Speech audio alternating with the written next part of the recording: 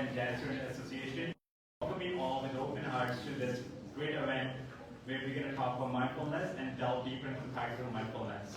As you guys are aware, in our day-to-day lives, it gets very fast-paced and overwhelming. But the practice of mindfulness allows us to cultivate awareness in the present moment and also build a deeper connection with ourselves and the people around us.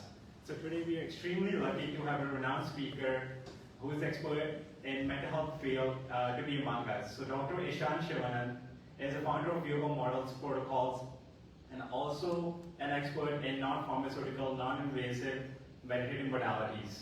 Yoga of Immortals protocols, they integrate emotional and cognitive stimulation, yogic techniques, and also breath work as well. If you guys would know, if you guys realize, if you guys are calm, you take deeper breaths, but if you're afraid, you take shallower breaths. So controlling the rate of your breathing in that moment allows you to control your emotions, how you feel that, and also navigate through high stress situations as well. So today, we're going to be practicing some yoga model techniques so that we can navigate the situations when need be, whether that's a job interview, whether that's an exam, or whether just public speaking like right now. So just want to make sure you guys are empowered. When you guys go out there, you guys are more stronger and more connected with yourself. Dr. Ishan Shivanand has been an expert in this mindfulness field for about 10 to 15 years and has been sought by many different esteemed institutions such as Princeton University, Rutgers University, the Mayo Clinic, Google, and Facebook. As we embark on this journey today, I welcome you all to open your minds and hearts to listen to the wisdom that Dr. Ishan Shivanand has to share. Let us embrace this opportunity to delve deeper into the practice of mindfulness. Before we proceed further, just some housekeeping rules. Please take a moment to silence your cell phones so that we don't disrupt the event. And also, please refrain from any side conversations so that we are more respectful to Dr. Ishan Shivanand and our fellow attendees. Last but not the least, we do have a 10 to 15 minutes Q&A session. Please make sure to ask any questions that you guys have, and you guys have been waiting for this opportunity. Take it away. I know Dr. Ishan Shivanand is on his way, so he should be joining us any moment. Until then, let's just soak into the experience that we're gonna go ahead. Until then, you guys feel free to talk with each other and connect with each other.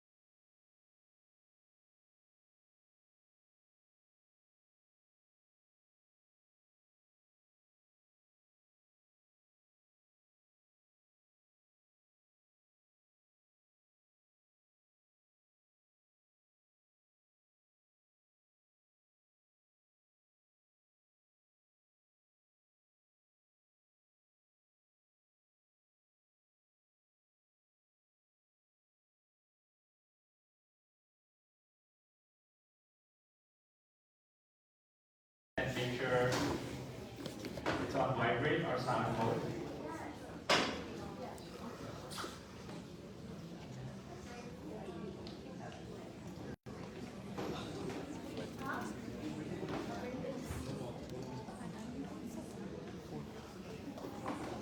That's why I'm saying there won't be any time to like the promotions on. And what's the class? What do you think? You should have. I'm not 100% sure, but like maybe like 3 or 4 What's the song?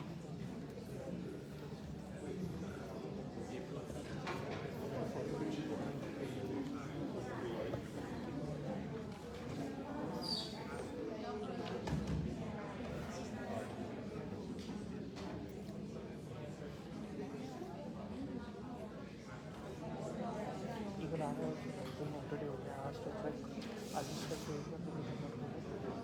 So I feel pretty off myself disconnected from the group.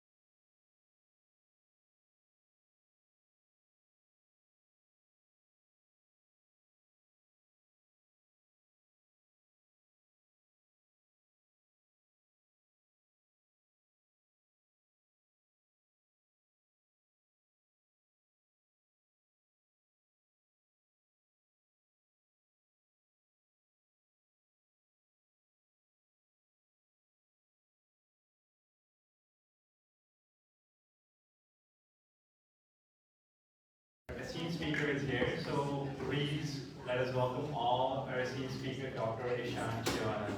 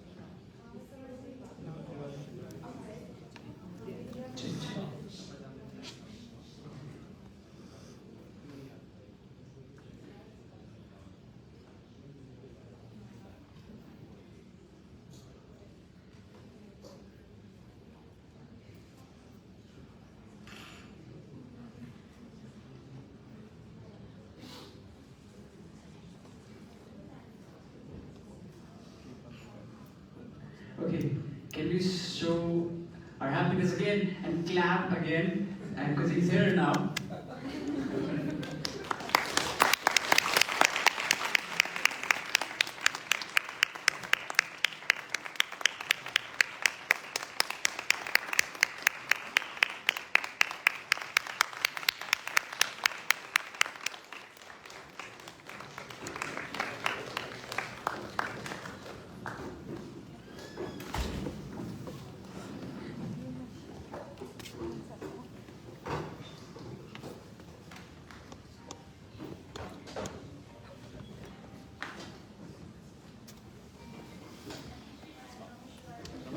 I salute you all. I salute good within all of you. Thank you for being here. Please have a seat. I hope I'm not late. Am I late? No? I'm running. So my watch is still based on Toronto time, and when I landed yesterday night, quite late, I did not get a time to fix the time. So I have been on some time zone, I don't know which one. But so very happy that I'm here with all of you. How many people here have any experience with meditation? Please raise your hands. Very nice. Put your hands down. How many people would like to have some form of relationship with meditation? And when I say relationship, I mean, you know when you see somebody in the movies and they're having a romance, and how they portray the romance with flowers blossoming, chocolate sounding more chocolatey, and the roads looking breezy and nice, and they're walking through that, and you're looking at them so very happy, having an experience, and you just think to yourself, how good would it be if I can have a similar beautiful experience? So when it comes to meditation, we've all heard about these great people who talk about the benefits of meditation, who talk about how zen they are, how they were before and how they are now, who talk about how happy they are and how beautiful life is and how the circumstances have not really changed, but through meditation they have learned to respond better to those circumstances. It's like they have unlocked a superpower, and you listen to them. And how many of you sitting here have had an idea that it would be so nice if I had something like that? Have you had that in your head? Could you raise your hands? Ooh, nice. So, a little bit about myself as I begin.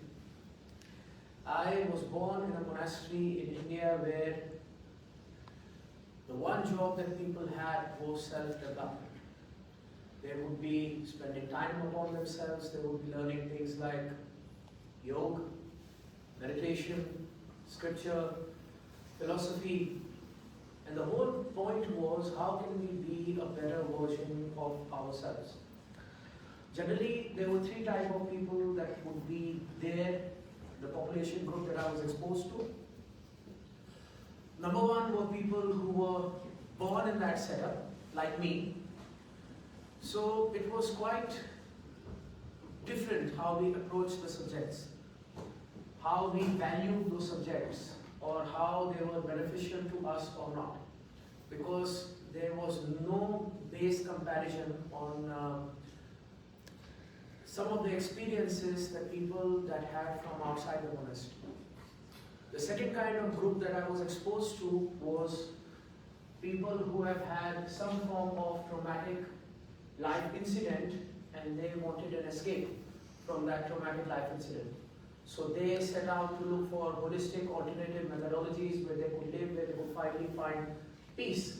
Think of a soldier suffering from heavy PTSD. Think of a person who's gone through extreme trauma in relationship. So they now do not have any meaning in the day-to-day life, so they are looking for a grander meaning, a more powerful meaning, and they are there in that location. The third group of people that I was exposed to were not born there, did not have any trauma that chased them into a location like this. These were the group of people who were unique. I call them the 1%ers. They had this thought process that they wanted to find a deeper meaning to their own headspace. They wanted to find a deeper meaning towards this human experience. They wanted to learn more about what the body and the mind could do or be. They were very super conscious, hyper aware, highly poetic, highly intelligent, but they had this overwhelming desire inside them that I want to find something, curiosity. For example, me and my wife, if I go to downtown Vancouver and I'm staying at Robson and I have a day off, you know what I would love to do? Order ramen, watch Naruto, eat, sleep, wake up, meditate, order some more ramen, this one little spicier, rest and catch up on my R&R. If my wife is with me, you know what she would want to do? The first thing she would want to go to the great Canada place where they have that aeroplanes landing and a big thingamajig, and then she would like to go on Robson from one end to another, not buying anything, but looking at everything. She's like a squirrel on Red Bull. Excited. And then she wants selfies, so many of them, on every angle, like this, like this, like this, like this. Then we'll go have a coffee, and when I would get a cup of coffee, what I would like to do? I would like to drink the damn thing. Not her, no. She would like pictures, like to make comments about it. Statesman, like a poet, you don't suffer in silence. You want it to be a whole community effort. So it's not just her drinking coffee, it's an engagement. She wants engagement. Now all these people, these special people that have that special curiosity, that special wonder, that special amazement in themselves. Not people like me. I'm relaxed. I'm happy. Give me my ramen once in a while. Give me my book once in a while. And you will find me at that same place forever and ever till I become dust. But the other people who are actively looking for something, who are very, very motivated, these were the people which in the monastery, they said, carry with themselves two faces of the same coin. They used to call this coin Dakshinamurti, the god of knowledge. And theologically, right now I'm talking theology. In theology, there was this artistic representation of this gentleman who was the master of all knowledge. And there were two main things that were focused upon. So anybody who would be walking on this path, then I want you to think of what they would hold as the most valuable thing for themselves in their asana. So one thing was awareness. These guys were obsessed by awareness. And now I'm talking about monks. I'm talking about the 1% monks who have this curiosity, who have this drive, who have this ambition to be something, Not the other kind of monk who just want to sit under a tree. So this one, they really valued Dakshinamurti. And Dakshinamurti is literally the master of all knowledge. And these people had two things that they were really profoundly engaging to activate within themselves, and they said that these two things would be something that would really help us. These are our lifelines. If we don't have this, we fall. If we fall, we drown. So the first thing is awareness. So all the meditation practices that you see that come out of Eastern thought processes, any Eastern-ism, you will find a permutation combination of these four processes in any meditation modality you pick up. And these combinations of awareness are, number one, body awareness. So if you look at all of yoga, body awareness is a big tool. Can you be aware of your body right now? All of you sitting here. Can you be aware of your body? And when I say body awareness, I don't just mean be aware of your gluteus maximus on the chair. Try to be aware head to toe. Try to be aware of the eyebrows on your face. Try to be aware of the clothes on your skin. Try to be aware of the flow of blood in your veins. Try to be aware of the beating heart. Try to be aware of the breath as it goes in and out. Complete body awareness. Martial artists aim for body awareness. Yoga aims for body awareness. This is a very, very important tool. The second form of awareness that is inculcated, developed, worked upon, which even you and I are going to talk about when we are going to talk about meditation, is breath awareness. Breath again is a very important tool when we look at meditation as a form of resilience training. Why resilience training? I will come to that. But meditation as a tool for resilience training. The third is thought awareness. We have random thoughts that we have to observe, or we have the capacity to create selective thoughts that can have profound positive impacts on our mental well-being. So either we are having an observational relationship to our thoughts where we are the victim and the thoughts are just jumping around us and creating undesired feelings that we have to deal with all the time, or we have the capacity of selective awareness where if we want to have motivating thoughts, positive thoughts, creative thoughts, we can sit and engage that part of our psyche. The fourth more important awareness that these people used to focus upon and develop, emotional awareness. Emotional awareness is thoughts that have physiological impact on your being. Just yesterday I was doing a session with the bank and we were having trouble trying to explain emotional awareness. So what I did was I tried to make them remember of a very nice dessert. Which is your favorite dessert? Give me an example. Give me a bunch, please. Ice cream? Anything else? Gulab. I don't really think that's not so very geographically localized. Chocolate volcano cake. Okay, that sounds diabetic, but but think of it. You think of chocolate volcano cake, you think of the chocolate, you think of the melted lava as the chocolate in the cake, you think of the smell of chocolate, you think of the chocolate hot syrup that's poured upon the cake, you think of the ice cream. Then you remember that whole experience, you remember the cold steel, you remember the temperature of the hot chocolate as you pick it up with a spoon, you remember how it is when you take a little bit of melted vanilla ice cream and it all becomes this heavenly sponge mixing everything inside, and then you remember putting that spoon in your mouth and you remember that chocolate and vanilla swirling inside like yin and yang, and how beautiful the taste was. And as you start to remember, you will find some of you are drooling like Scooby-Doo. Because this memory carries with it. This is just a memory of food.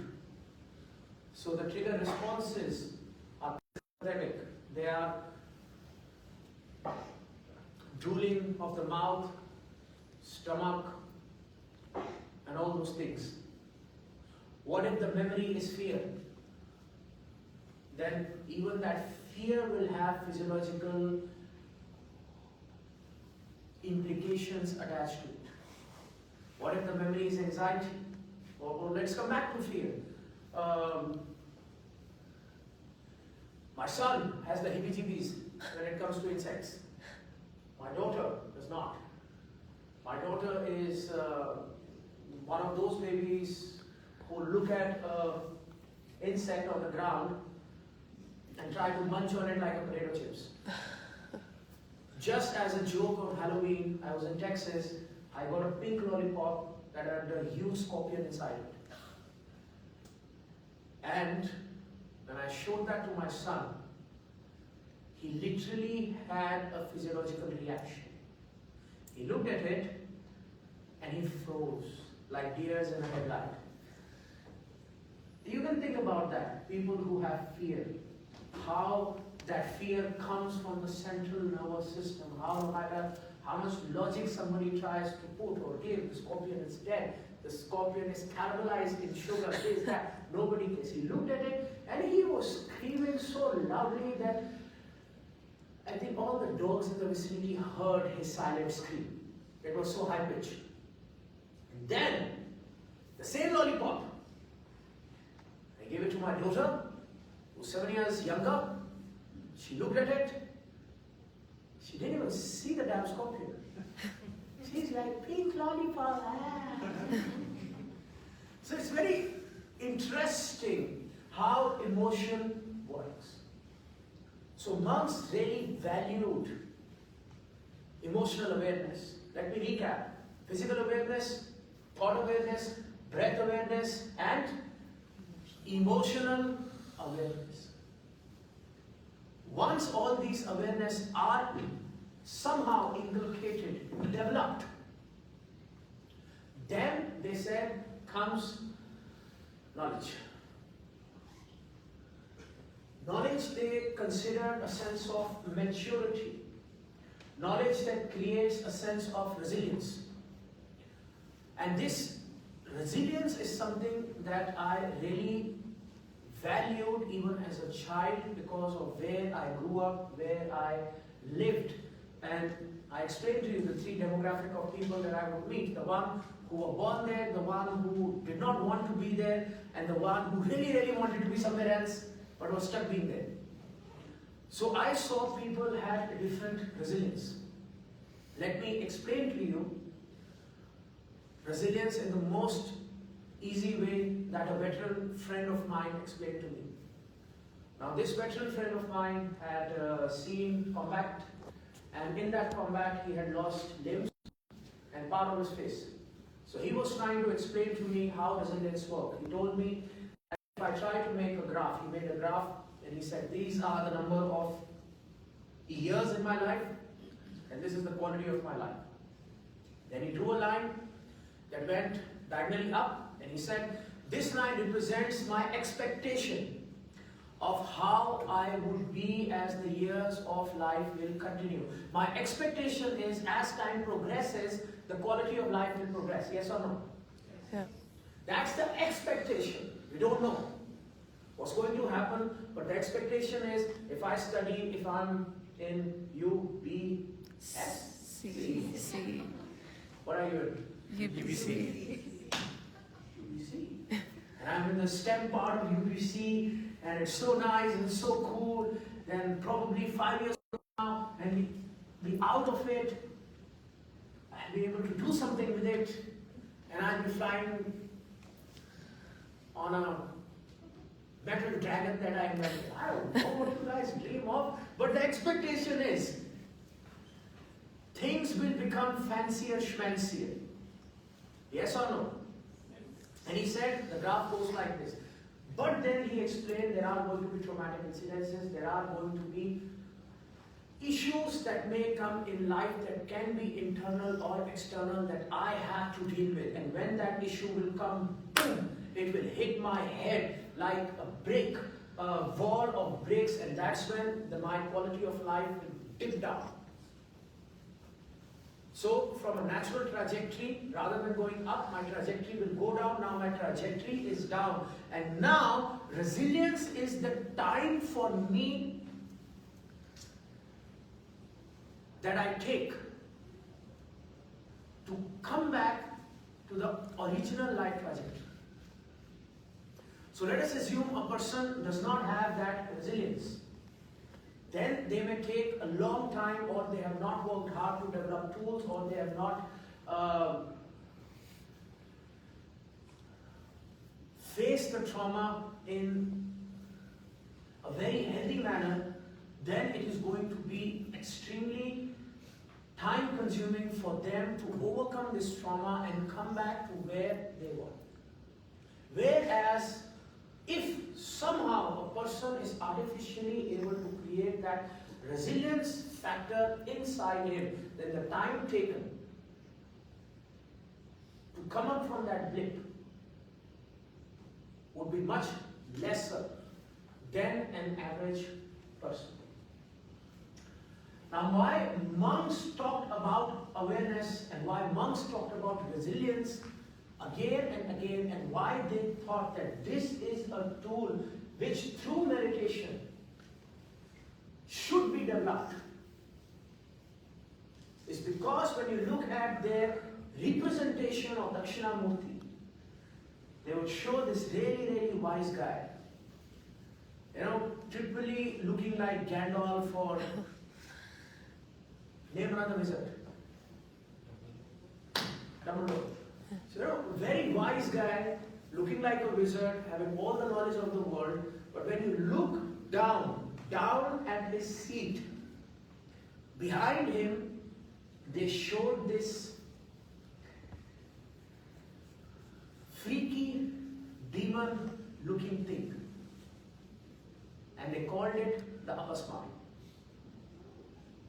And they said, the more intelligent you are, the more drive you have, the more wants you have, the more you will have to deal with your Apasmar. And the Apasmar, they tried to show this, and again, this is an ancient way of how they perceive the human consciousness, just like we have the Freudian way of conscious, pre-conscious, subconscious, or we have the Neo-Freudian's way, or we have the biological mind theory of Karen Horney, or we have the logos therapy of Viktor Frankl. This is, again, I'm talking about a certain viewpoint of these people who really value meditation, and they used to talk about this thing called Apasmar. And Apasmar, they said, are our own thoughts. Our own thoughts, our own negativity, that if we do not check, then slowly it will take over. So this seat, which is the control seat, either knowledge and awareness can sit on it like musical chairs, but if we don't control who is sitting on this chair, then it is that dark passenger. Those nihilistic thoughts, those unnecessary thoughts, those negative emotions, they can come and sit on that chair, and then it would be very troublesome to overcome them. And they said that before this Apasmar starts to become stronger and stronger and stronger and stronger, it is very, very important that we develop some tools that can help us increase our awareness and help us increase our reactions to some of the unpleasant thoughts that I can end up creating. I will give you an example of a long-time practitioner of these meditation modalities. Again, I'm going to give an example of a soldier.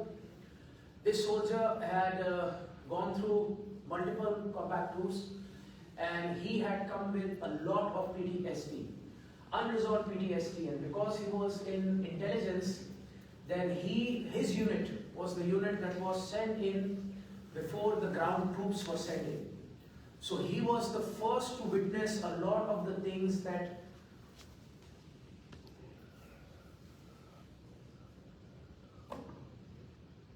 think of a very simple way to communicate. I don't know how to communicate it.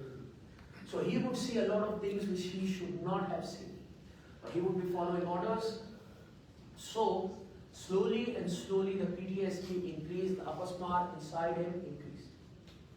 As that increased, when he came back, from his deployment and he went back into the civilian life, he could not deal with the baggage that he was carrying. And this had a very unique way of manifesting itself in his life.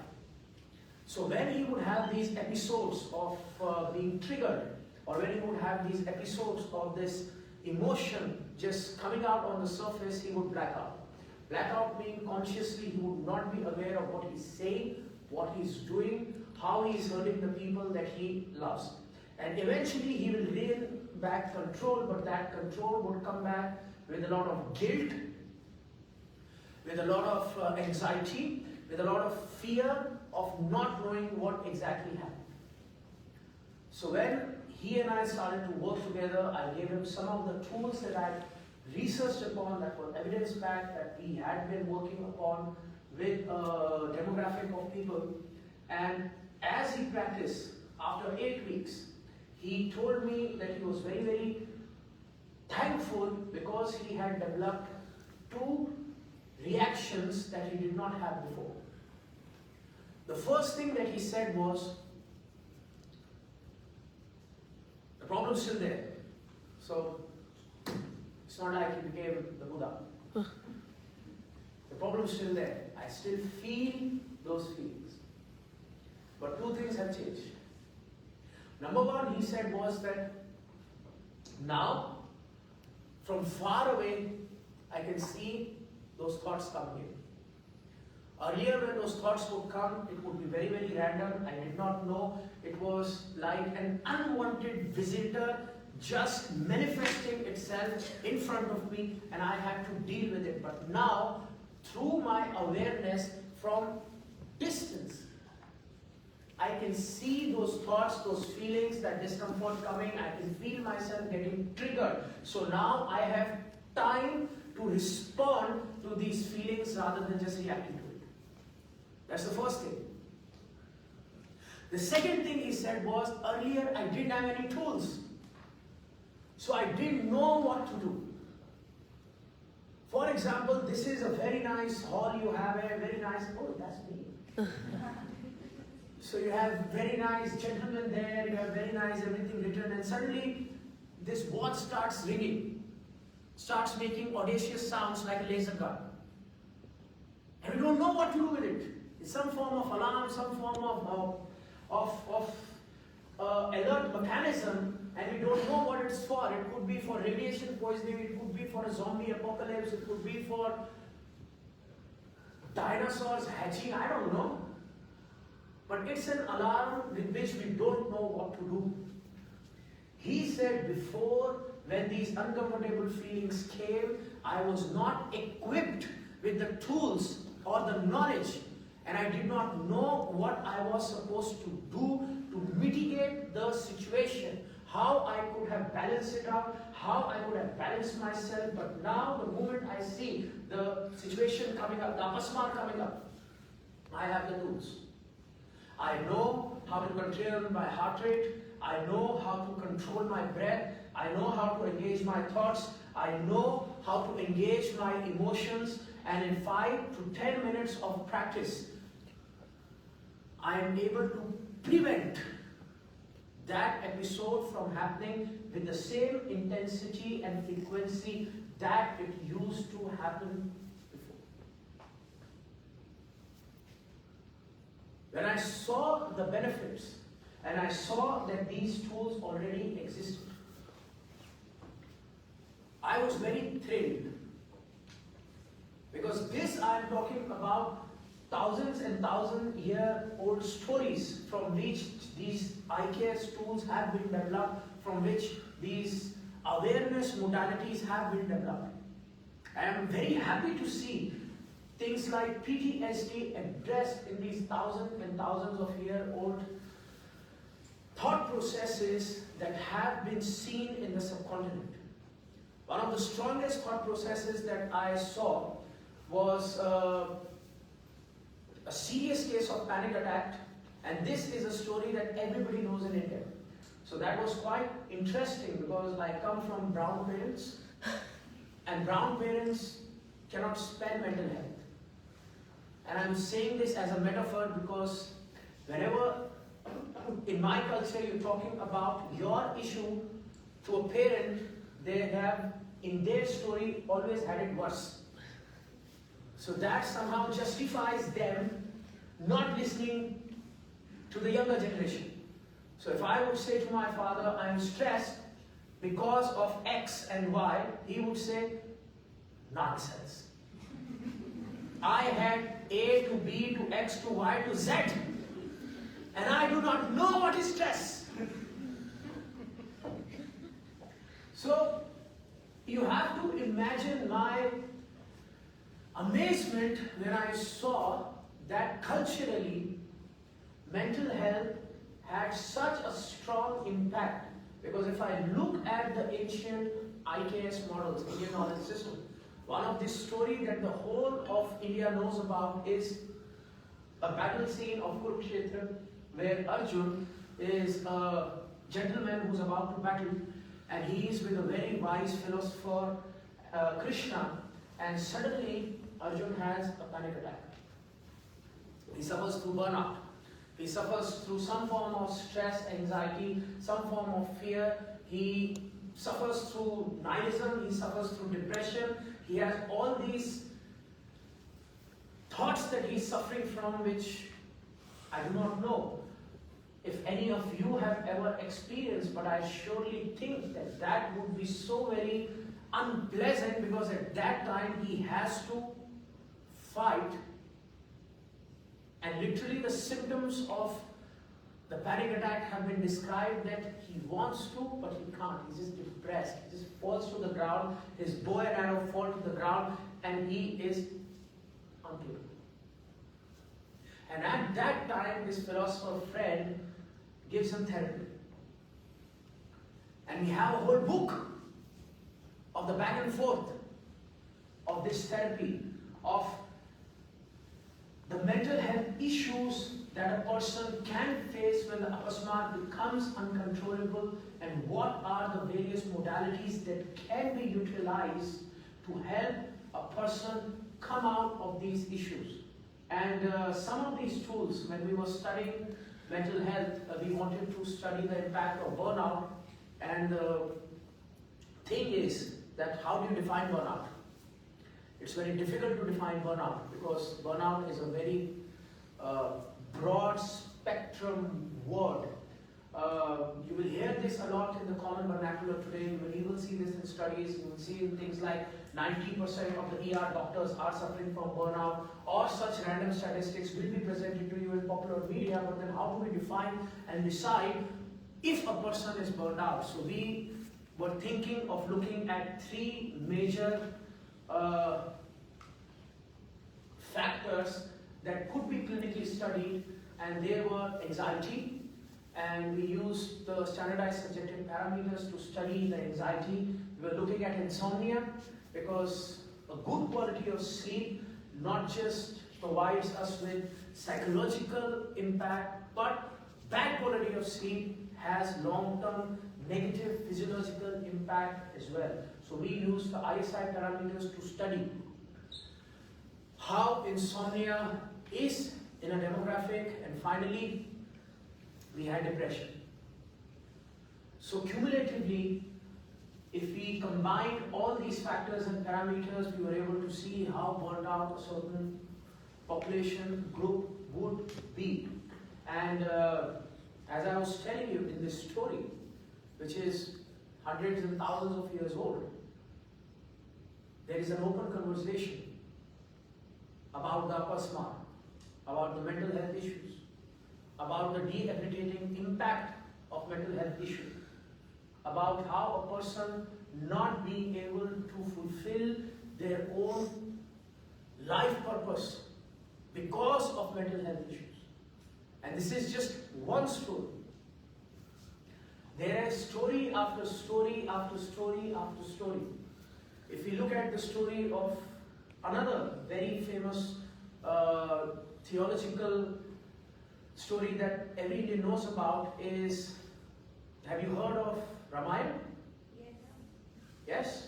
Yes. About this gentleman, Ram, who is a big hero in the Indian theology.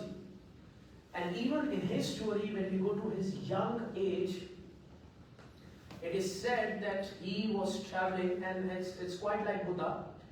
There are similarities to this narrative as well, that when he's traveling, he's a king's son, he's had a sheltered life, and when he looks at all the unpleasantness the world has to offer, then he starts to have this doubt building in his head, which sounded something like, what's the point? Have you ever had this thought? Yes. What's the point? You read the news, what's the point? You see people defending certain thoughts and ideas, and then you go, what's the point? And then you go to Twitter, what's the point? You go to Facebook, what's the point? You go to eat at a restaurant, what's the point? So the whole thing, Ram was going through, what's the point? He isolated himself, alienated himself completely, and he had this great crisis of meaning, what even Viktor Frankl talks about, of the crisis of meaning that comes when you find yourself in a situation where it is either outside of your control or outside of your control in your own head. And that's when Viktor Frankl says it's very, very important that some form of meaning can be derived from life itself. And it is said that when Ram isolated himself, it was at that time a specialist therapist was brought into the equation, and his name was Vashisht. And then there is a whole transcript of the conversation that went between Ram and Vashisht, which is, even today we can find that book. It's called Yoga Vashisht, and it's a master class on therapy.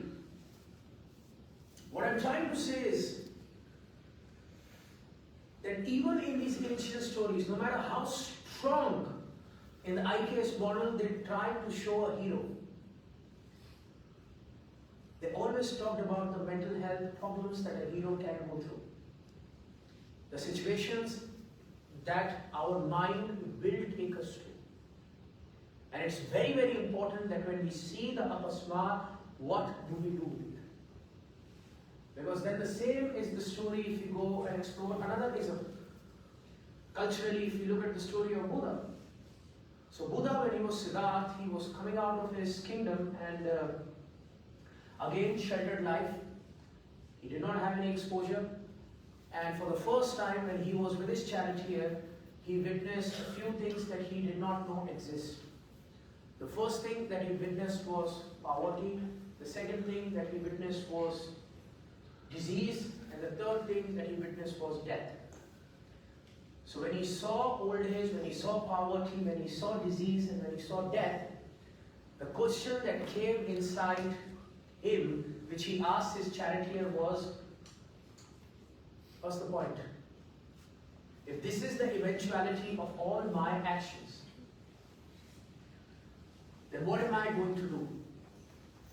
Will I live my life just gliding from situation to somehow just managing things as they go, somehow just managing my 9 to 5 with as much caffeine as I possibly can, filled in a Stanley cup? I'm sure Buddha didn't say that, but you get my drift. Or what is it that I am going to do? And it is said that at this point of crisis, Buddha, Ram, Arjun, all followed this structure of meditative modalities that was built and given to them, a structure which motivated them to find the answers from inside, to develop the brain, the cognition in certain way,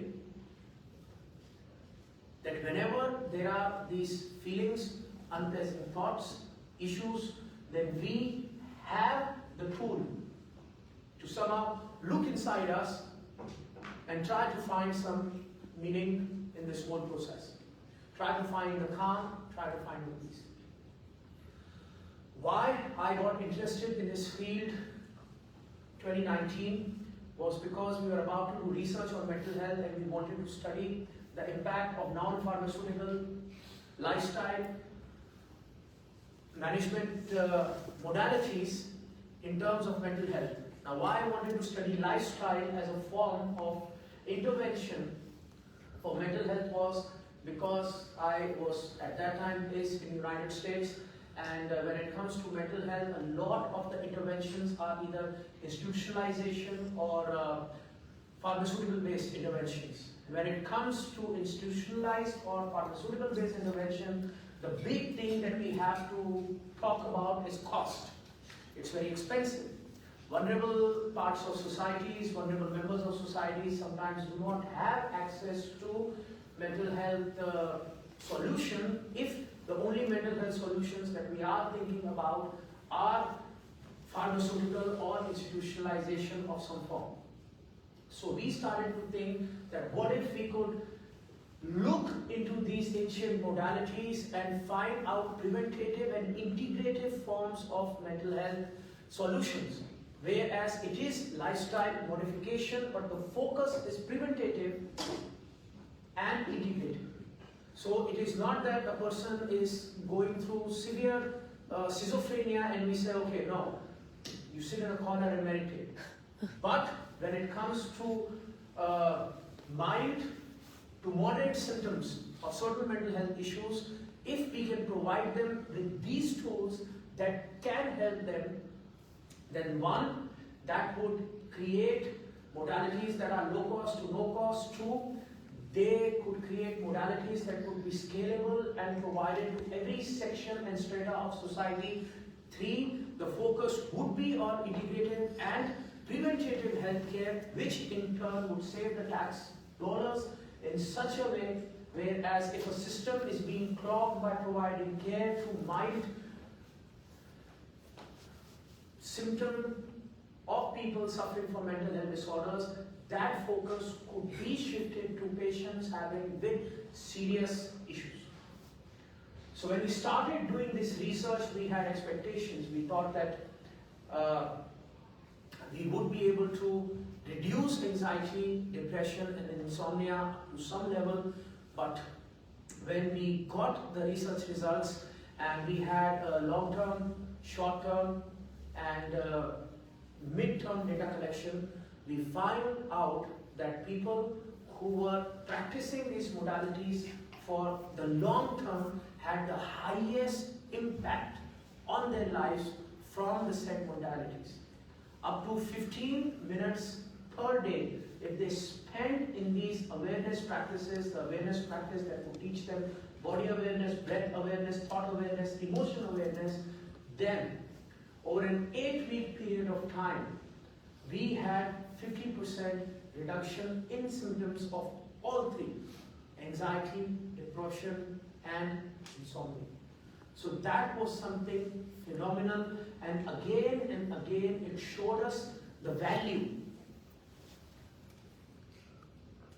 of lifestyle modification as some form of mental health resource that we must bring in our lives.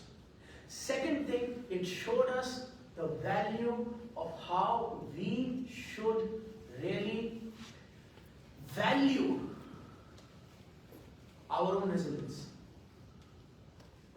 And that is when I started to think of a mantra.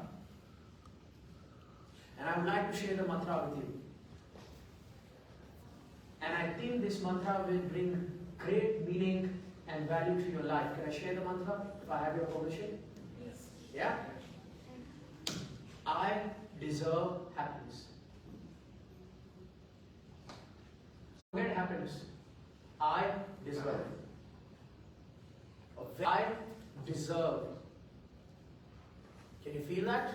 Can you try to feel that? Can you try to tell yourself that I deserve happiness, I deserve peace, I deserve joy, I deserve relaxation, I deserve rest, I deserve to be more resilient. If we believe we deserve, then we are going to take an action, we are going to find the motivation.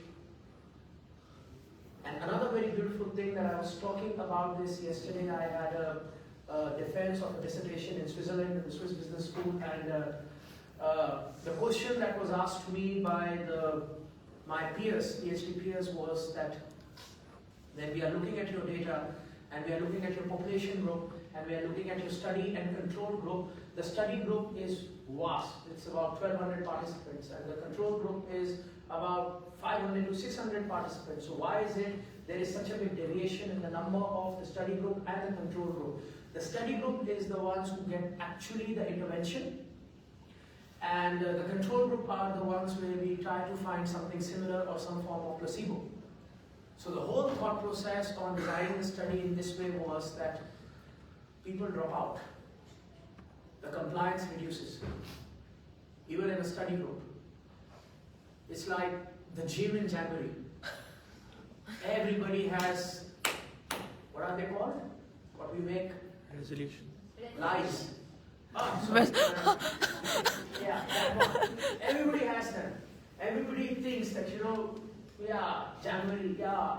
So people, when they sign up for a study, they think that of course they are going to really do the meditation, they are going to focus, they are going to buy a yoga mat, they are going to get Lululemon, they are going to get an incense stick, and they are going to sit under a tree, and they are going to look like, as beautiful as they can, and then they'll put a selfie on Instagram, hashtag enlightenment. We have that thought, everybody has that thought. So we also had that thought as researchers that we will have a group of people who would lose interest. But the crazy thing was, over a period of 8 weeks, we had 99% compliance. 99% compliance is unheard of when it comes to compliance without any monetary incentive. So what we were able to see was that if the correct intervention is provided, then people are self-motivated. People want their mental health to be better, they want their resilience to be more, and if somebody is saying, I can't meditate, then probably they need another better intervention that understands how their biochemistry works. Because if the correct intervention is given, we were able to see 99% compliance, and that led to, over a period of 8 weeks, a significant reduction. And I'm giving conservative numbers of 50%, but you can read the studies, you can go online, you can go Yoga of Immortals, you can Google the Frontier Psychiatric, it's a peer-based journal where all the studies have been published on what we have been trying to do and what are the numbers that we are trying to affect. And you will find this phenomenon, the compliance rate. And today, I wanted to discuss this with you. In the time to come, the most important thing is your peace of mind. In the time to come, the most important thing is your resilience. Resilience as a skill, what I have seen in my own life experience, can be developed. Meditation is that tool that we utilize to develop and be better when it comes to resilience. What I'm here to tell you is, when I was discussing the stories of all these heroes of Indian theology, even heroes can have mental health issues. But the important thing is awareness of that issue, acceptance of the self, and acceptance of an intervention that can help us deal with this Apasmar, or what that soldier told me. 2 things, 2 benefits. Number 1, prediction. I could see the issue coming, and 2, I had the tools to deal with it. And why I want to talk to you about these things is because I believe you deserve. You deserve to be happy. When I came out of the monastery, I started believing in this thought process where I thought that why should a person have that mindset of just, Zen just by being in a monastery. I started to play with this idea of how beautiful things would be if we could have corporate Buddhas, or we could have Buddhas in the boardroom, or if we could have urban monks, people who live their life the way they want to, but mentally they are at the same headspace as somebody who really values, respects their curiosity, and understands that we all are dealing with our own apasmars. So if somehow we can manage that, then we can have a better quality of life. That being said, that was the theoretical presentation of what I wanted to talk to you about. Now I would like to do a few practical exercises, if I have your permission. Yes? Yes. You say yes? Yes. Thank you. You're so kind. You didn't need to. Oh my God. Canadians are so courteous. Let's start with body awareness. Sit straight. Awareness. The game is awareness. We want awareness. And when I say awareness, I want you to understand a part of your brain will be doing its own thing. You just observe that part of your brain. Try not to react to that part of the brain. So a part of your brain would be dressed like a gorilla in a pink frock, riding a unicycle. That's my brain, sorry. But still, a part of your brain will be doing something. So what you do to that part of the brain is you have non-judgmental observation. You try to bring the part of the brain that is in your control to have body awareness. To develop body awareness, I'm going to give you a cadence of 4 count. 1, 2, 3, 4, 4, 3, 2, 1. 1, 2, 3, 4, 4, 3, 2, 1. Can you memorize the cadence? Yes? Now, you give the same cadence to yourself. Give me both your hands. Try to go as fast along as with me as you can. 4 hands. You have your hands there? Yeah? This is 1. This is 2. 3, 4. 4, 3, 2, 1. That's how we check if somebody's had a concussion. 1, 2, 3, 4, 4, 3, 2, 1. 1, 2, 3, 4, 4, 3, 2, 1. 1, 2, 3, 4, 4, 3, 2, 1. Good. Put your wrists on your thighs. And as I will give you the count, you will keep on counting with your fingers, yeah? Yes, sir? Yes. Yes, everyone? Fantastic. At the same time, 1 corresponds to your head, top of the head. So the moment I'll say 1, even this will happen, but your awareness is to the top of your head. Can you feel it? Yes. Can you feel the top of your head? Does it exist? Is it there? Top of the head? Yes? No? Yes. Good. So nice. So whenever I'll say 1, where is your awareness? Head. Can you feel the head without touching it? Feel it. 1. 2 is your heart. Can you feel your heart? So whenever I'll say 2, you feel your heart. Whatever it means to you, whatever this statement means to you, heart, it could be center of the chest, it could be your thoracic cavity, it could be the lungs. Just focus head. Focus head. So I say 1, where's your awareness? Head. 2, heart. 3, navel. Navel. The place that connected you with your mom when you were inside a womb. Think of the navel. 4, sole of the feet. Sole of the feet, not Casper the Friendly Ghost. So sole of the feet. 4, sole of the feet. 3, navel. 2, heart. 1, top of the head. 1, head. 2, heart. 3, navel. 4, sole of the feet. So now when I'm saying 1, 2, 3, 4, 4, 3, 2, 1, what's happening? This is happening. And your awareness is gently moving down. and gently moving up. It's up to you. You can violently make it go down and gently make it go up. It's up to you. You want to visualize, you visualize. You want to think, you think. Feel, you feel. But I want your awareness to move in this manner in your body. Good. Close your eyes.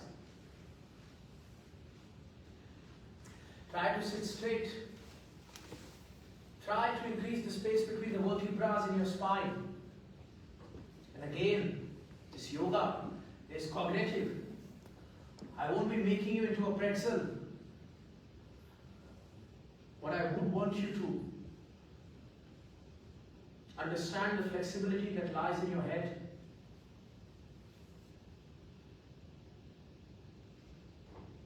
Focus on your fingers. Try to move the fingers of both the hands at the same time. I want you to engage the left brain and the right brain. 1.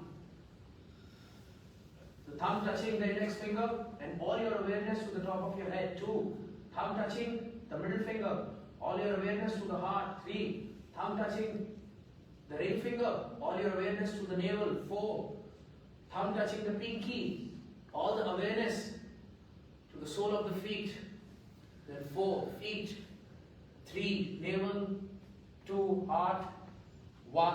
Top of the head. We go again for at least a minute. 1, 2, 3, 4, 4, 3, 2, 1, 1, 2, 3, 4, 4, 3, 2, 1, 1, 2, 3, 4, 4, 3, 2, 1, 1, 2, 3, 4, 4, 3, 2, 1, 1, 2, 3, 4, 4, 3, 2, 1. Keep your eyes closed. Let's add thought awareness to body awareness. I want you to imagine and visualize a beautiful light at the top of your head. A healing light. You can visualize. Be as poetic about it as you want. It is the light that you see that helps a flower blossom. It could be a spark that you need right now. The light could represent the peace, the strength and the health that you so desire. Or the light could represent something as simple as the courage to do the right thing. And now, when I give you the count, thought awareness, move this ball of light from the head to the sole of the feet. And when I say 4, 3, 2, 1, move this ball of light back up. It's like an elevator that is going down from the top floor to the bottom, and from the ground to the top. The top being the head, the bottom being the feet. Once again, body awareness, thought awareness. Let's go. 1, 2, 3, 4, 4, 3, 2, 1. 1, 2, 3, 4, 4, 3, 2, 1. 1, 2, 3, 4, 4, 3, 2, 1. 1, 2, 3, 4, 4, 3, 2, 1. Excellent. Let's add a third thing, breath awareness. The whole process continues. The fingers will move the way they were. The ball of light will move as it was. But now breath awareness means 4-point breath inside, 4-point breath out. Inhale 4 times the intensity, exhale 4 times the intensity. Try to listen to my breath. And try to do the same in as relaxed and comfortable way as you can. So when I say 1, 2, 3, 4, you inhale with the 4 count. When I say 4, 3, 2, 1, you exhale with the 4 count. So you're pulling and pushing the breath. Your breath is sounding something like this.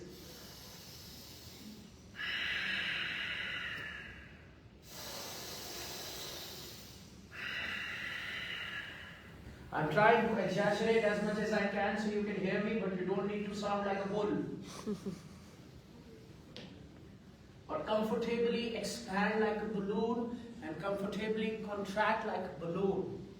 This is probably the most important part of the meditation awareness. This is what engages the parasympathetic nervous system. This is what is going to impact your central nervous system. Deep, conscious breaths till you find a state of thoughtlessness is achieved. With me, without stopping. Let's go. Inhale. 1, 2, 3, 4. Exhale. 4, 3, 2, 1. 1, 2, 3, 4. 4, 3, 2, 1. 1, 2, 3, 4. 4, 3, 2, 1. 1, 2, 3, 4. 4, 3, 2, 1. Relax. Check yourself. Am I moving the fingers with the count? Am I moving the visualization, the thoughts with the count? Am I breathing with the count? Doesn't matter if it gets tiring. Doesn't matter if you want to yawn. Let your RBCs get oxygenated. Let yourself go deeper. But most importantly, let your muscles relax. Any and all muscular blockage that you feel, visualize the light that flows from the head to toe and toe to head is helping you relax the musculoskeletal system. Every single muscle, feel the face relax. Most importantly, your forehead. The forehead needs to relax. Your cheeks need to relax. Your throat, chest, stomach, lats, shoulders, bicep, tricep, forearms. Your abs, glutes, thighs, calf. Relax every single muscle. And say to yourself, I deserve to be happy. So I will put an effort in my breath. 5 times deeper than before. Let's go. 1, 2, 3, 4. 4, 3, 2, 1. 1, 2, 3, 4. 4, 3, 2, 1. 1, 2, 3, 4. 4, 3, 2, 1. 1, 2, 3, 4. 4, 3, 2, 1. 1, 2, 3, 4. 4, 3, 2, 1. 1, 2, 3, 4. 4, 3, 2, 1. 1, 2, 3, 4. 4, 3, 2, 1. Relax. Keep your eyes closed. You're doing a phenomenal job. I did not know there were monks in the UBC. Now the fourth and most important part, emotional awareness. I have an idea for this. Keep your eyes closed. It's okay to close your eyes. Trust yourself. You deserve to spend time with yourself. You deserve to know who you are. You deserve to understand your thoughts, feelings, and emotions.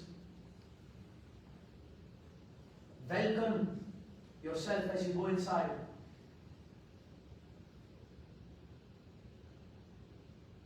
Allow your breath to be slow and deep.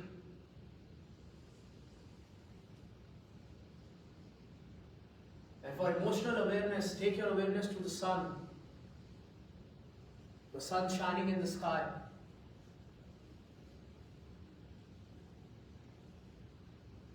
Now here, visualization and imagination must marry. I want you to look at the sun as if the sun is your friend. Try to draw the sun like you draw the sun when you were a kid in kindergarten, with a smiley face and 2 beautiful eyes, with a nice rainbow behind it, butterflies and birds. Happy. Make the sun a very happy phenomenon.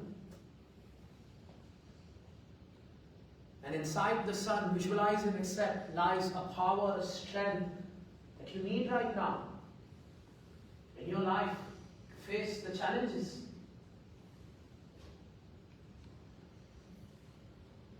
Towards the sun, let there be the thoughts of gratitude to nature. Gratitude for the beautiful day, gratitude for the trees, gratitude for the flowing river, gratitude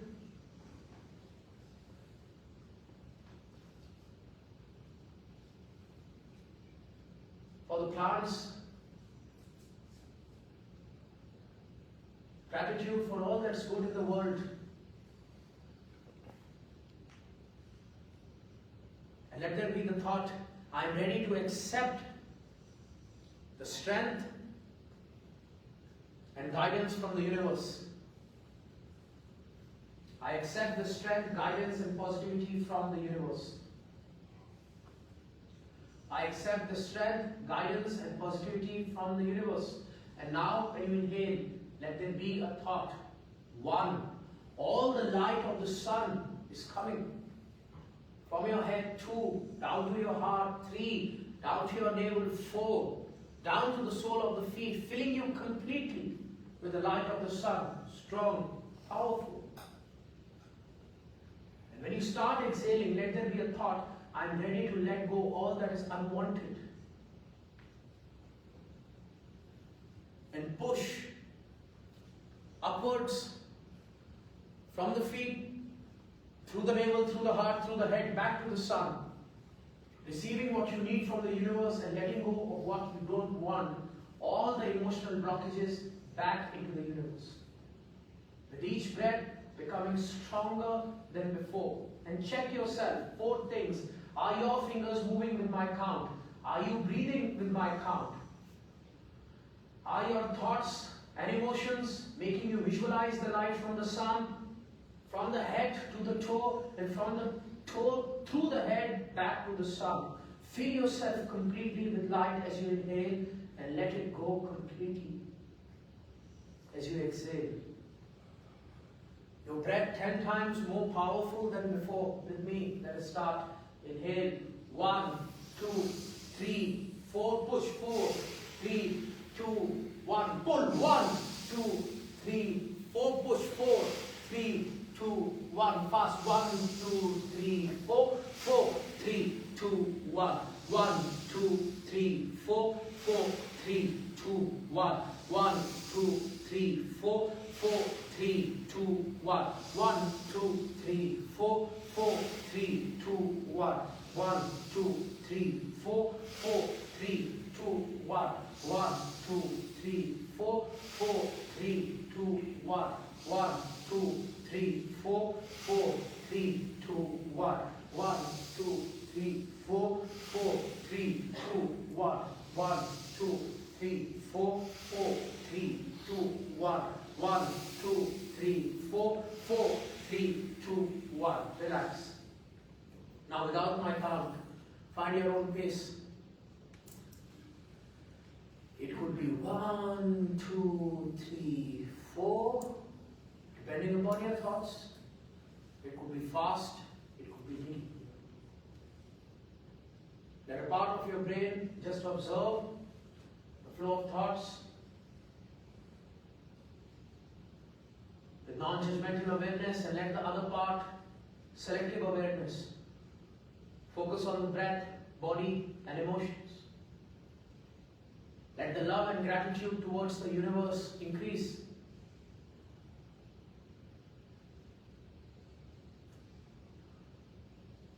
Let there be gratitude to the sun, to the trees, to the flowers, gratitude to the breeze, gratitude to the ocean, the river, the lakes, gratitude to the mountains, gratitude for all the beautiful things you will yet experience, and gratitude for all the beautiful things that you will experience in your life from today.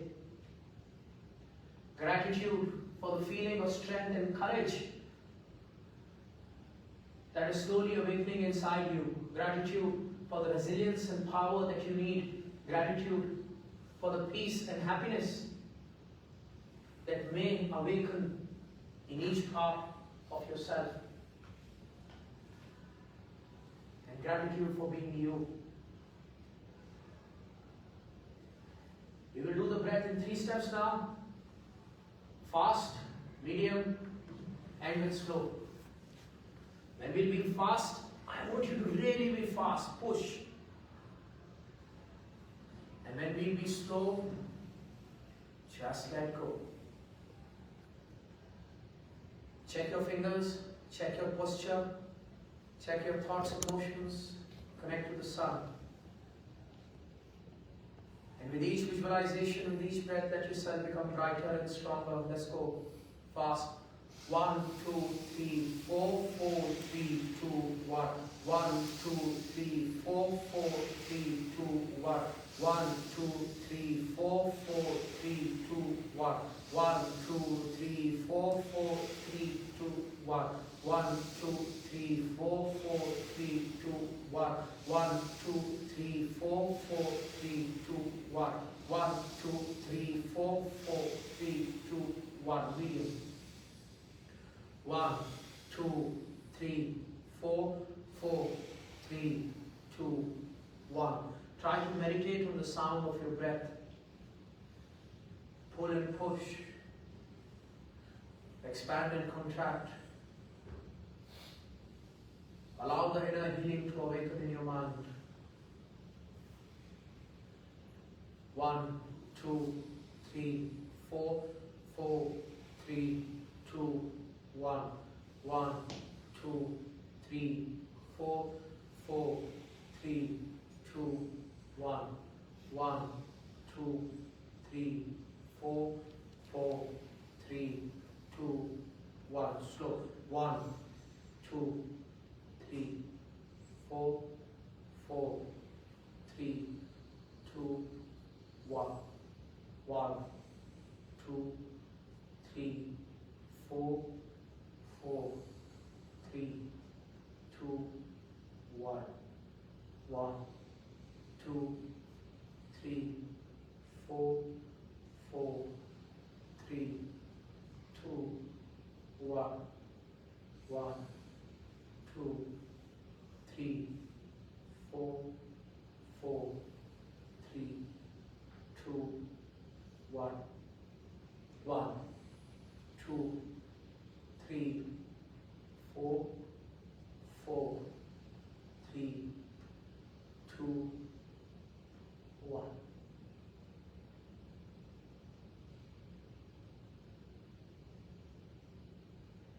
For a minute, just let go, meditate on the silence. Relax your hands.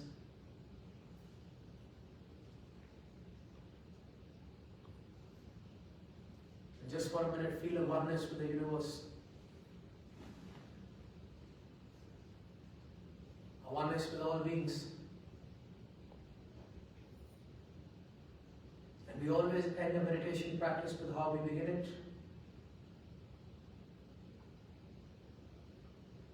Trying to focus upon gratitude.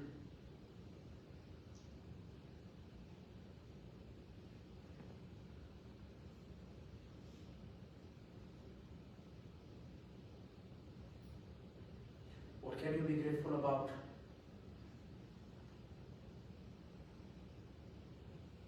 The past, present, or the future?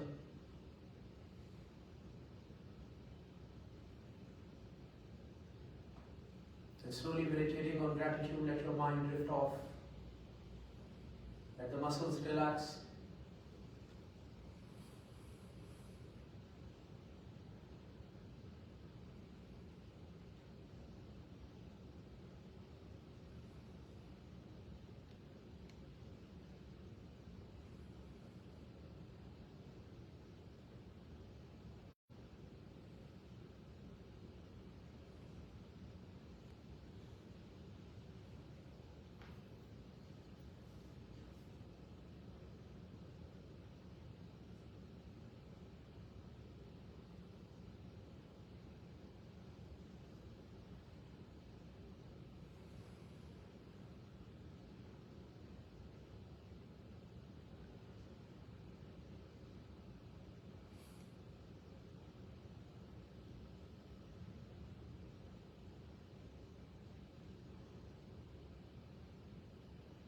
Slowly come back.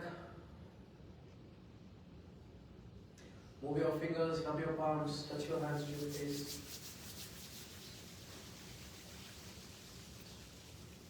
And open your wonderful eyes with a smile on your face. Excellent. How do you feel? Feel good? The rest of you? Say something. Oh, thank you. Post-COVID, sometimes I feel like I'm behind the screen and the screen is glitching. Nobody's saying anything. And I come from a land where people are very animated. I ask them, how do you feel? They go, I feel I've done a good job. Then I'm in UBC, I say, how are you? Give me some job satisfaction, please. Feeling good?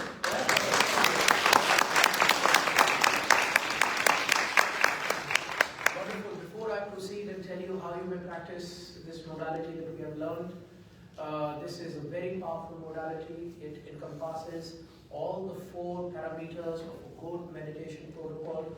This focuses on the breath, body, thought, emotion. Why I made you focus on the sun instead of anything else? Because when we were doing our research, we saw that many times people who suffer through trauma, and we asked them to engage in a relationship as a form of gratitude. It can be painful. It can bring up uncomfortable thoughts. So we chose something inorganic with which people have a universal happy relationship with, and we found out the sun. Generally in a place like Canada, when I was in Toronto, it was snowing, it was so bad weather, the moment I saw the sun, I went. So that happens. So we are trying to utilize that feeling, and we are trying to bring it inside, we are trying to engage selective positive emotion. So this meditation technique is beautiful. There are 2 times when you can do this. Number 1 is early morning, when you get up, before you throw yourself into the chaos of the world. But my personal recommendation would be before you sleep. If that is the time you can dedicate to a spiritual practice, a meditative practice, or a self-development wellness integrated practice, I think that is the best time, because when you are about to sleep, that's when your defenses are most down, and that is the time if we just fill ourselves with more and more residue, then we'll have to eventually deal with it, and that does impact our quality of sleep. Whereas we have seen that before we sleep 15 to 20 minutes, we engage in a meditative practice, the quality of sleep phenomenally becomes better. And what we have also seen, people are much more aware of the time when it's early in the morning. It's like, oh, I have 5 minutes, 6 minutes, 7 minutes, 8 minutes. But when it's late at night, there is a subconscious bias. People are thinking, oh, done with the day.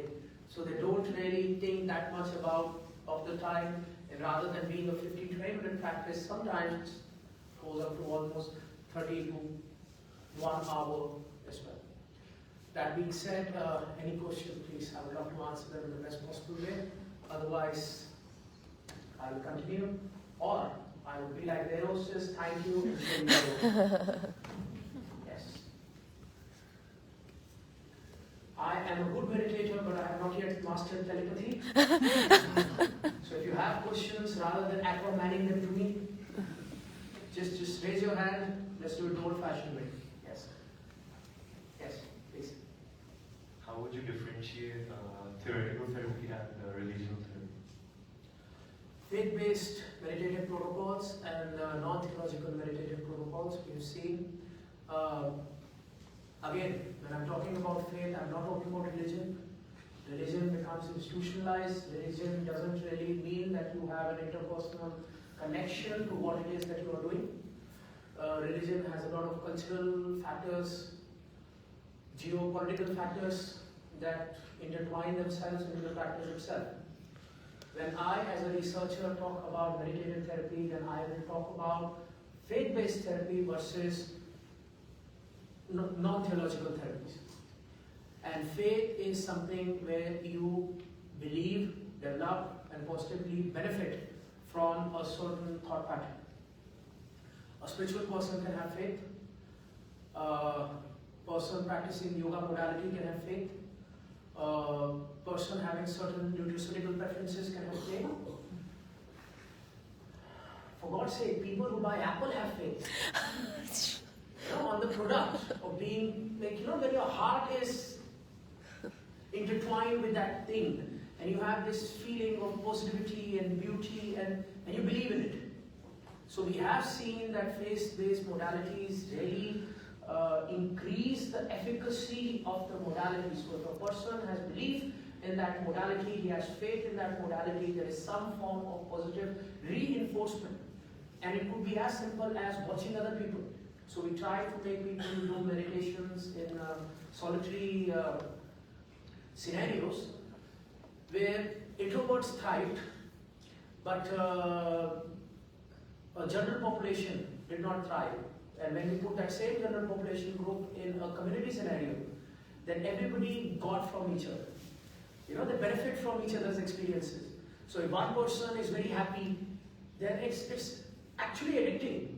That person's happiness, that person's joy. So it becomes quite beautiful. So when we check the efficacy of faith-based modality versus non-faith, the compliance in faith-based modalities was much more. The benefit was much more. The motivation was much more. But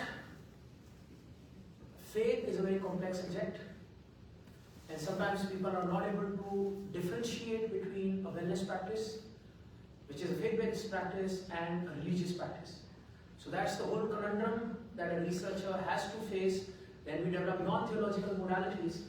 And non-theological modalities, although help, but do not help to that level where we would have wished to see the results in that small frame of time. So there's also another question. So what are your thoughts? Definitely, sir. Was clap for me or something? What are your thoughts on the fact that you can, so even if you talk about religion or theoretical therapy, right? The final product is mental peace. Yes. The fact is you can just read 2 books and find that in religion, or you can just study yourself and find mental peace in 2 minutes. So which one would you prefer? Again, this is a tension that we are making, that I could read 2 books, then I would. There is no such thing of I could and I would. If I could have, I would have, I should have, then I would have been a butterfly on a unicorn chasing a fairy. But it is subjective. Mental health is subjective, and what we have to understand, and again, I am not an expert in multiple isms. I am an expert in South Asian theological studies. So I will give you an example, if you may. It is a sort of scenic route towards what I'm going to say. So there's this philosopher in India whose name is Medha. Now Medha has this monastery where he focuses and studies upon the human thought. He believes in a lot of philosophies. He is what you could correlate with the Socrates or Plato's when it comes to Greek theology, but I would call him a bit more eccentric, like Diogenes, than anything else. So Veda has this place, he's living a good life, he's very focused, he has a group of people that do develop a lot of the human condition, and one day he has 2 visitors. And this is a story based on history, so there is as little as embellishment as I could put it. One of them was a king. He had been defeated by his peers, and he had lost everything. So he reached Veda's monastery. The other gentleman was a merchant. He had married a very pretty girl who was half her age. So she had plotted with her lover to throw him out and take away everything. So we have a jilted lover and we have a rodent king. And they both come to Medha's doorstep. And the first thing that they say is, give us religion. You know, because we've lost everything. That's our religion. But Veda says to them, I can't give you religion right now. You have to fill with yourself. It's like, and the example that Veda gives is, imagine if a person has to pee, and that person needs to pee, and I have solved a quadratic theorem that hasn't been solved for 10 years, and the person is a mathematician and he's ready for the answer, he wants the answer, but right now, he had a venti dragon fruit drink, and he just wants to pee. So if at that time the person wants to pee, I go to him with a solution. Will you listen to me? Or will he just boogie his way through the whole presentation because he just needs to pee? Because he has a lot of unresolved issues inside him. And Veda said, I can't give you religion, I can't give you philosophy. You are too broken. So Veda gives them both this concept of pratiprasad. Pratiprasad is an ancient concept of rebirthing. Patanjali has talked about that in his manuals of mental health. And it goes on trying to let go of unresolved traumatic experiences. So we can have much more clarity of what it is that we are looking for, and we are not driven by base instincts like vengeance, greed, lust, etc. So he had both these gentlemen with him working on themselves, not learning any philosophy, not learning any religion, just working on themselves. And after a certain number of time, I don't know the exact time period, when their protocols were done, and when they had a clarity of thought, then Veda asked them again, what do you want? And the king, he said, to hell with your religion and your monastery. I am healthy, I have clarity, I have thought of battle strategies, I am going to go and book my opponent. I don't know what happened, but he went. You know, for all his want of anything, he wanted one thing. Go back, find the guy, and that's it. You know, you can go to a meditation retreat, you can have as much clarity as you want, but at the end of the day, what are you carrying here? That's what matters. And the merchant, he was asked, what do you want? And he said, see, this wasn't my second marriage, this was my fifth. I think I am done with relationships. You know, finally, I think I'm done. I've had a lot to think about. This wasn't my first business, this was my 10th. I think I'm done with everything, and I just want to sit and explore enlightenment. So the merchant became Veda's student. So this whole thought process that we have, that religion can get us mental health. What if we are looking at it differently? What if we can understand theology if we have better mental health? And that is why the modalities that I'm talking about, they have nothing to do with theology. They have more to do with health. For example, when we are looking at people like Sushruth in the IKSS, he doesn't talk that much about theology, he talks about the medical sciences. So this is a hidden treasure trove of cognitive sciences that Indian philosophers have been talking about for a long time, and I think it's high time they be explored and people from around the world benefit from it. Because if that peace is acquired, then I think people may have better understanding of everything else that they want to explore.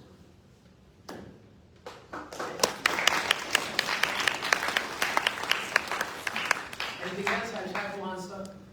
Yes, please. So,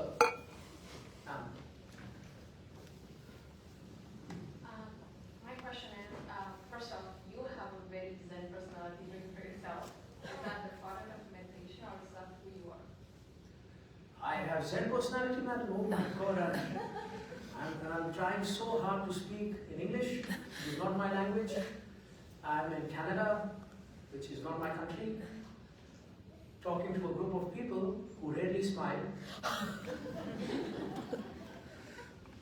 and trying to give instructions on a topic that is on its way to becoming an accepted science, but it has a long way to go. The only thing I have is my Zen personality. Everything else is trial and error. And if I let go of my Zen, then I am nothing. I don't want to live this life being nothing. So I spend a little bit of time every single day trying to find my Zen, trying to remind myself that I am the only person I can rely upon, trying to remind myself no matter how beautiful a rose, it will end up being dust, and all human form will be ash. And what today I have is valuable. And sometimes I listen to me, sometimes I don't. And the days I don't listen to me, I eat chocolate cake. And then I do my meditation and I get my Zen back. Yes. Okay, the reason I ask this because I think, or it's my perspective, that meditation is personality dependent. There are some people, as you said at the very early thinking stages, that there were this 1% of people who were very curious. They wanted to find out everything. I want to know that does the success depend on what kind of personality you have? Is it because I'm the kind of person who thinks that I am not set for meditation. It's too hard for me to be quiet for this long, even if it's 5 minutes or 10 minutes. And sometimes I think it's not for me. So how do I convince myself that okay, I am physiologically or psychologically suited for it? Yeah, and you're not gaslighting yourself. Oh! That's good. It's a very good question.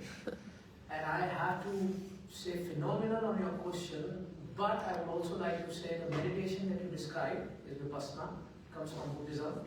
And this kind of meditation was given to monks, but first they had to accept 3 tenets. Buddham Sharanam Gacchami, Sangham Sharanam Gacchami, Dhammam Sharanam Gacchami, which means I surrender everything to Buddha. I surrender everything to the path. There is no other path. This is the path. This is it. And I surrender to the community. Once you have no path, no community, nothing, and you just have this, and I tell you to close your eyes, what will you think about? If I close my eyes, I will think about Katrina Kaif, Diljit Dosanjh, Vicky Kaushal, how their marriage is going. I have thoughts, because I haven't Buddham Sharanam Gacchami. I haven't Dhammam Sharanam Gacchami. So how are you giving me a modality of which precursor I have not yet fulfilled? That's when meditation fails. When we don't understand the concept and we just run after keywords. Now this rattles my bones a little bit more, because whenever I go to Whole Foods and I see Himalayan turmeric tea, it's nice and all, but you know, I can understand that not everybody needs to be Himalayan, because turmeric can't go in the Himalayas. There are places that I would rather grow my turmeric in the Delta Plateau, and not everything needs to be yoga. And like a lot of buzzwords, keywords are thrown without understanding. Coming back to your question, definitely personality traits matter. But for every personality trait, there was a study done on the personality trait and a meditation path for that certain personality trait. If I just talk about the basic 7 meditational paths, we are talking about Raj Yoga, we are talking about Lay Yoga, Ashtanga Yoga, Tantra Yoga, Karma Yoga, Gyan Yoga. Gyan Yoga is meditation through acquiring knowledge. So certain personality type, you know, the ones who are always drinking the Pinot Noir and giving their commentaries on geopolitics and so the monks realized, if I tell him to close his eyes and shut up, he can't do it. So then there was a whole meditation structure made for them about the Gyan Yogis, and they would spend so much time understanding various philosophies, various thought processes, various commentaries. Then there were the people who were more fitness oriented. Then for them it was the hot yoga, like the CrossFitters. Start doing things everywhere. The first time I came to Canada, I was shocked. Because I saw everybody running in Stanley Park. Where I come from, you only run if a bull is chasing you. You can't convince an Indian guy in a Rajasthani village to run for fun. Like, he said, why? Where I come from, we climb mountains just because there's a temple. If you tell me to hike the mountain without any esoteric value to it, I say, why the hell will I do that? Some goddess has to bless me. Only then I'm going up. So, for those people who are all fitness oriented, there was a whole 8-fold path of yoga which was all body centric. So, meditation is a science. It is not a one shoe fit all kind of approach. Why I am here today is to tell you 3 things. Number 1, your mental health matters. Number 2, having a meditation practice long term will help you with your mental health. I am not here to propagate any one meditation practice. That is why the one practice I gave you, holistically, I tried to combine these various awareness aspects to it, because today, if we need to function in society, these are the various basic awareness tools which you and I have to have. When we are dealing with phone, when we are dealing with gadgets, basic awareness. So this modality I developed that people of generalized mindset can benefit from it. But I want you to understand, having a long-term meditation practice will help you in your life. And third thing that I've come here to discuss with you is we should start giving preference to our resilience. Because the thing is, these uncomfortable thoughts, they won't go anywhere. And when situationally nature and nurture affect us uncomfortably, negatively, then how do we deal with them? We either go to substances, we either go to nihilism, we either go to unhealthy habits. And a lot of things that you see that are considered lifestyle disorder is some form of self-medication to help us escape from uncomfortable thoughts. So I do believe, policy-wise, I believe places like universities, healthcare, first responders need access to resilience training tools. So for us, meditation could be a hobby that we can indulge in, but the most stressful job, I think by policy, they should be introduced so that people can protect themselves. I'll give you an example of nurses during COVID. They suffered through horrific trauma that they could not deal with because nurses and first responders and healthcare professionals were limited by the policies that were being made by government. So for example, a palliative care nurse was losing a patient that was trying day and night to meet their family, but because of protocol, family were not allowed to meet with this patient. My question to you is, who carries the residue? Who's the one that had to, without training, give end-of-life counseling to the patient? Was it the nurse? Yes or no? Yes. So if we are working in a construction site, and by law, we are given hard hats and steel-toe shoes. Why? Because there is a great scope of shit falling on our head.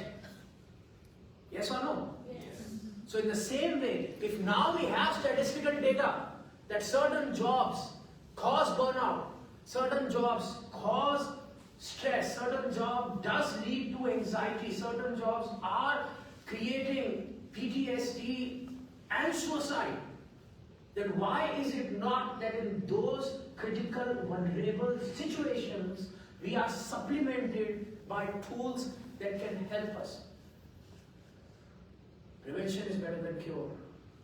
And through correct intervention at the correct time, we can save lives. That's why I'm here to talk about this. So if I fail, you can succeed.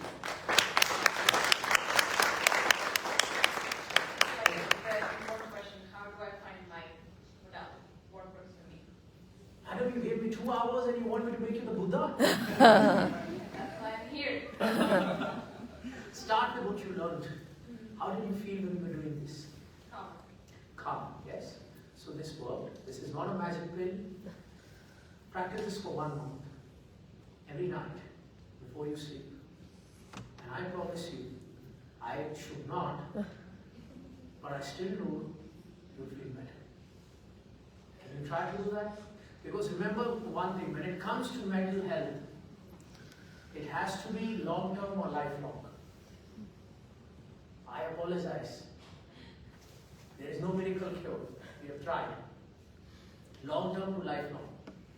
In fact, we have seen the more age progresses, a person, if develops dependence on a meditative modality for mental health, then they have a better quality of life. The research is still ongoing. We do not have longitudinal data as of yet. But give us 30 years and I can present to you something tangible. But if a person has reliance on these modalities, they have much better quality of life because these modalities are stable. You are stable. Everything else around you is prone to instability. So let us try this one. This modality is simple, 5 to 10 minutes. And do not sell yourself short. You were with me doing this almost 20 minutes. Did you see the trial? Now I did. So you could close your eyes for 20 minutes, focus on your breath. Is that not impressive? I think it is. You think it is? Can we clap for them? So trust me, man, you are so much more capable than you think. Thank you. Let's start. Thank you. Yes. A little bit faster, my friend. You hear all that? Yes.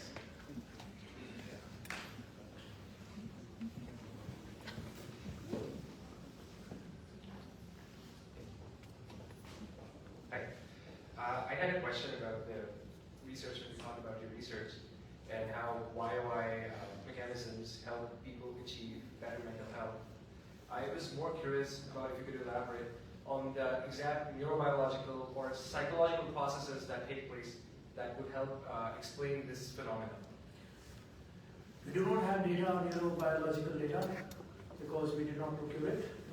We did not have the funding at that time to have detailed analysis. The next phase, we are looking to have MRI scans, CT scans to understand not just on an imagery basis but also on an endocrinological basis. And that is the natural progression of next steps that we are going to take. But on the psychological aspect of things, we went through all these parameters and we did find that how data is processed by the person themselves, that changes. I'll give you an example. It sounds like an interesting story, but it did happen with us. And we were working with a person that would be called a pessimist. Typical brown uncle. Drinking a cup of tea and just bullshitting about everything. This is bad, that is bad, and carrying generational trauma. He's sad, he doesn't know why he's sad because his father was sad and then his father was sad, everybody's sad. So this guy starts to develop a practice and we are studying all these scales, we are giving him all these questionnaires and yes, they are subjective in nature but we are trying to be as precise as we can. And one day he just comes and he's extremely happy. We asked him, why are you happy? He said, oh, I had a car accident. Oh. And then we asked, car accident, you happy? What happened? He said, oh, I fell asleep on the wheel. And then all of us are shocked. He said, no, but I'm so happy. And then he said, actually I was trying to sell my car.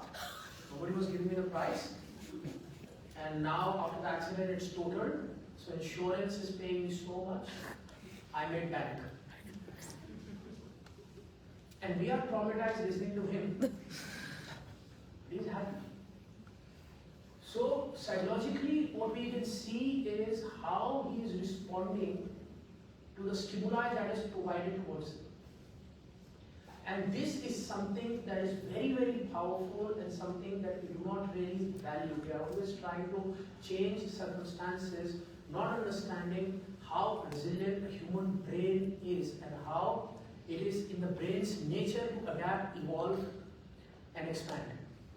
And now we are having so much research on the use of some form of chemical stimulation that can expand the brain. Maybe research is being done on various substances. And we are not thinking that the same research has been done before, not using any substance, because the endocrinology of the brain itself is so beautiful, so powerful, so vast, that no matter how much we try to research, we don't know. So I believe rather than going again towards the pharma road, we should go to the non-pharma and see what we can derive from this beautiful organ that our brain is. But coming back to your answer, we have the psychological data that is accessible to you on the peer-reviewed journals. We do not have the neurobiological data as of yet, hopefully. Maybe Canadian government gives us a grant.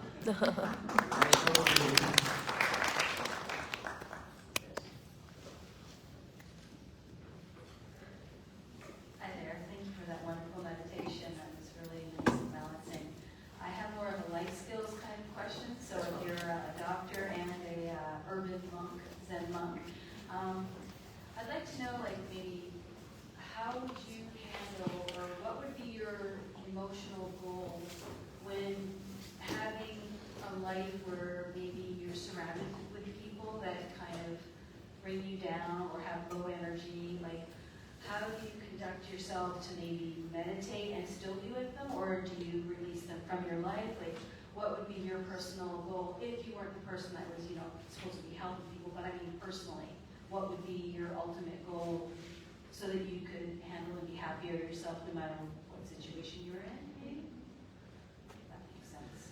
Oh, that does make sense, man, because I'm also a jiu-jitsu black belt and I love boxing. And the people who try to bring you down, I have imagined so many times of what I would do if I could,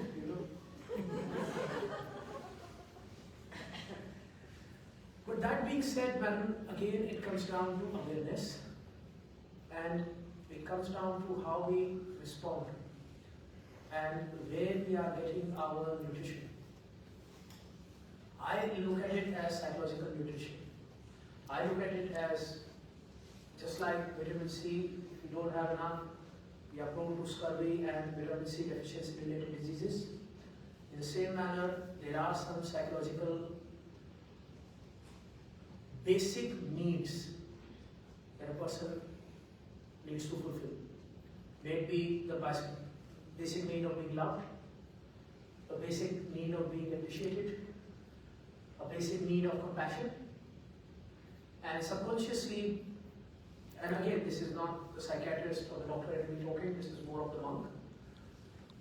People are attracted to this idea of a place or a person that will one day fulfill those needs. And those needs again come out of the deficiency. Why I have the deficiency, I don't know. Maybe I am born with a neurological dilemma, or why I have a traumatic childhood, or I've been blessed with the most obscene and vulgar relations that have not given but taken. So there is a subconscious need to have that sense of fulfillment. Now if I keep on running to get that fulfillment from people who themselves are running to get some form of fulfillment, then each relationship becomes a trip to IKEA. Whereas we buy furniture that has some assembly required. So subconsciously when we are meeting with somebody, it's not a buddy, he's an IKEA project. That I will give you this, you give me this, and we both work on each other. And let's see what's the best I can do with you, and what's the best you can do with me. But the trouble is we bring home a chair, and it turns out to be a toilet, and we're stuck with it. So, we don't know. Meditation is the whole concept, and And again, now I'm talking about faith-based meditation, not meditation as a tool for stress release. In the faith-based meditation concepts, the objective is enlightenment, to be whole without the help of anyone. To be whole without being dependent upon anyone. So I'm trying to find all my psychological needs, I'm trying to fulfill them by working on myself. I'll give you a very interesting example. If I look at the prison incarceration system that I've worked with, especially in North American institutions, in North America there is a heavy reliance upon this prison sentencing called solitary confinement, where a person is put into a very small place and any form of human contact is taken away. And it is a well-known fact that after a certain amount of time spent in solitary confinement, the psychological damage starts to become irreversible. But I come from a place where monks put themselves in voluntary solitary confinement. But they don't come out crazy. They come out happy. Now both these situations, we are taking an organism and we are putting them in solitary. In one situation, we are not giving the person some tools to deal with the solitary, so that person is faced to face the inner demons again and again and slowly they overpower. And in one condition, we have given a lot of training, a lot of time, and a lot of tool for a person to fulfill his own psychological needs. And when he goes into selective solitary, he's coming out a much more refined human being. So that's what I try to explain, that we will never have control on other people's thoughts, choices, reactions. And there's an old Urdu saying, if you don't mind me, I'll say it sounds very nice. बर्बादे गुलिस्ता करने को सिर्फ एक ही उल्लू काफी है, हर शाख पे उल्लू बैठा है, अंजाम गुलिस्ता क्या होगा? And I'll interpret it as simply as I can. To destroy the world, one idiot is enough. Wherever I look, I see a bunch of idiots. Oh Lord, what's going to happen in the world? Is the lament of the poet. So people have the right to act in the way they do.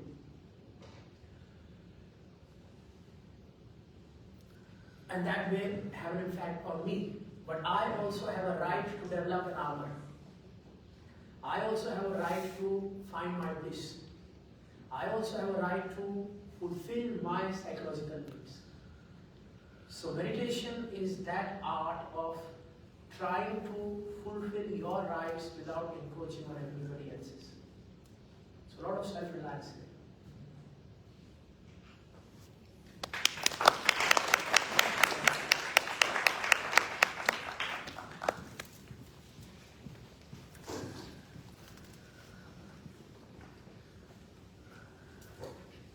Thank you so much for your insightful and very reflective presentation.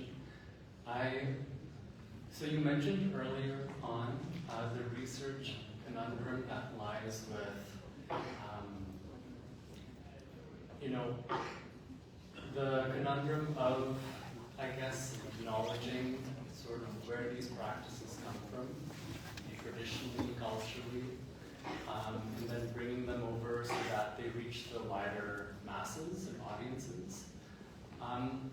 When it comes to citations, and because a lot of these systems or modalities that you say, if they, they have, say, thousands of years of rooting, say, in India or different parts of South Asia, how does that play into the referencing or the citations of sort of acknowledging maybe the origins of these practices, so that at least on the wider scale, they don't become diluted. 150 years ago, we had jack all knowledge of what hieroglyphics mean. And Napoleon found the Rosetta Stone. Suddenly, we knew what it meant. For hundreds of years, we were looking at just things going, giving it interpretations. You are absolutely right. The origin, when it comes to such a vast and long history, we would not know. But it becomes our duty to research as thoroughly and have a broader understanding of the subject. This is where I really try to differentiate between theology, faith, and religion. Because religion, time to time, there is an indoctrination that happens, and there is a certain viewpoint that comes to it. I will give you an example of Shiv Sutras. They are found in the northern Himalayas, upper Himalaya of India. They are very powerful, in fact one of the most powerful psychological manuals that I've ever seen. The world is unaware about them. And the commentary, the only thing we know about the person who gave it, his name is Abhinav Gupta. That's it. You don't know anything. There's no name. That name could be false as well. And there's a big rock somewhere in the Himalayas where all these things have been written. And you can't even go and get that rock. I work with High Altitude Mountain Medicine Society, so we do rescues on high altitude. We still can't get that rock. But what matters is we found something. We found something that's very powerful. We found something that's unique. We found something that has practical application. When we started working with IKS-based modalities, what I found was there was a lot of self-hate. Culturally, people were not ready to accept anything that came out of the subcontinent. They had a bias, a negative bias towards it, which I do not understand. Because you should not have ego when it comes to research. It is what it is. We had the Rosetta Stone, there's a different meaning. We didn't have the Rosetta Stone, there's a different meaning. There's no absolutes there. Tomorrow we'll get a piece of another linguistical information, then we have to look at it in a certain way. Now, my framework is a bit unique because I myself was in a monastery. And not for a semester, I was very born there. I had no other choice. You know, when you wake up and the first thing you remember your parents tried to teach you A, B, C, D, I was being taught things I had no clue about. I was doing things that were happening to me rather than, me wanting them to happen. So I looked at everything without a bias. And when I came into the world, I saw that if we talk about IKS-based philosophers, how many do you know? If you can give me name of 10 European philosophers, which you can, I'm sure, you can tell me René Descartes, you can tell me Friedrich Nietzsche, you can tell me Plato, you can tell me Socrates, you can tell me Diogenes, you can tell me, name some more. Eric Erikson, Richard Bandler, name me 10 Indian. You have no clue. The only names that you have been taught are probably Vedvyas and Valmiki. That's it. These are two philosophers. 10,000 years of history. And these are two philosophers we know. Or probably we know Patanjali. That too, not because of us, because of this whole multi-trillion-dollar industry that has come up around wellness. So, how can we even think of knowing anything about what we have to offer when we have not taken a deep dive? We have philosophers like Basveswar, we have philosophers like Gorakh, we have philosophers like Vatsendra, we have philosophers like Agastya, Lopamudra, we have philosophers like Markandeya, who have given such phenomenal schools of thought on how the human mind processes information and how mental health as a problem arises in the human condition and how addiction can be so debilitating. And they have made manuals on this. So it is an ongoing, continuous research where we have to take a deep dive in the IKS modalities, make a protocol-driven IKS modality that can be implemented in research that is doable,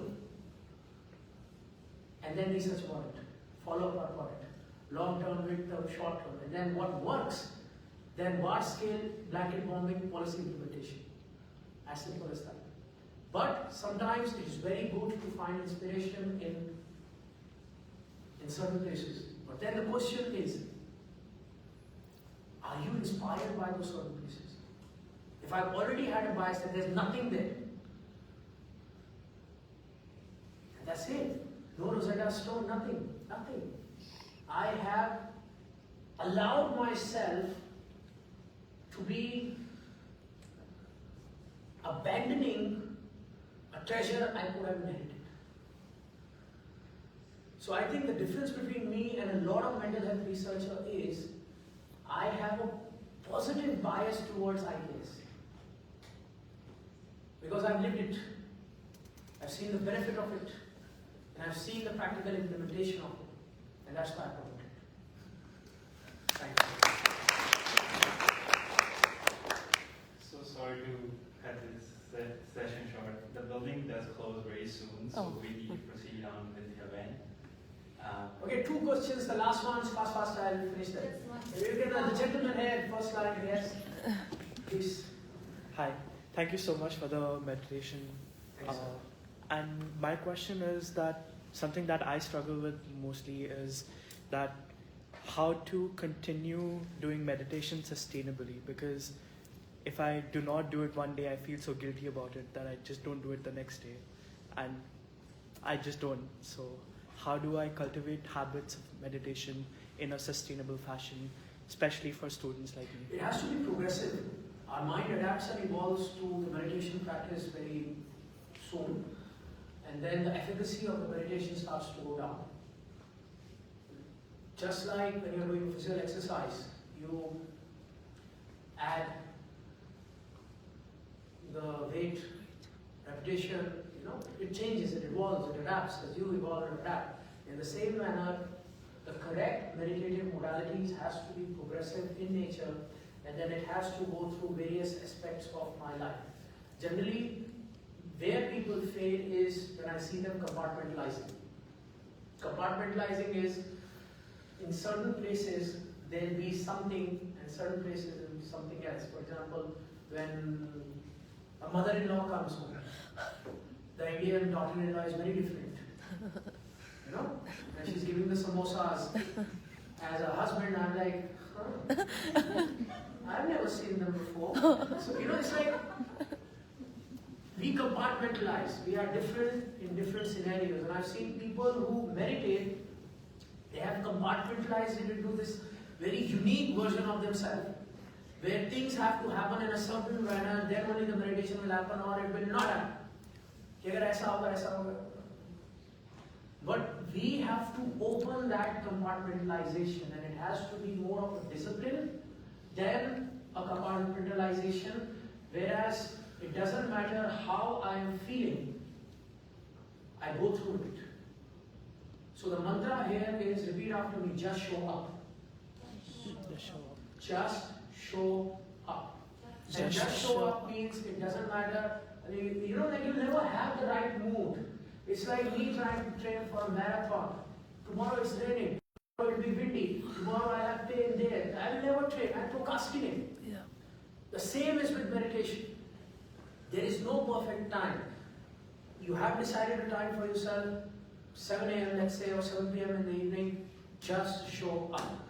I said 5 minutes, feeling not that well, but just I try to go on with it, and slowly over time, as I said, it's a long-term to lifelong discipline that will have impact on your life.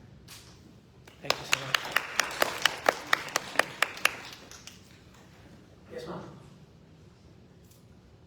I'll take a quick moment and use this platform for my immense gratitude to Professor Dr. Ishan Shivanand ji I did my master's from Lakehead University and also a scholar of York University, and I was in the middle of health crisis, mental health disorders, and very, very low self-esteem. I saw his research and I gave acknowledge an app which is known as Schedule Play app. There is Yoga of Immortals tab with a regular morning and evening meditation. In a short span of like 8 weeks, I was able to overcome my insomnia, and I'm glad to share and my immense gratitude, sir, for helping me at my lowest point and transform me, that my research papers on teachers' attitude on special needs was also published. It's all only because of you, sir, coming in my life at my lowest point and helping Yoga of Immortals survive me, and today I can call myself a resilient resource. Thank you for your research, sir.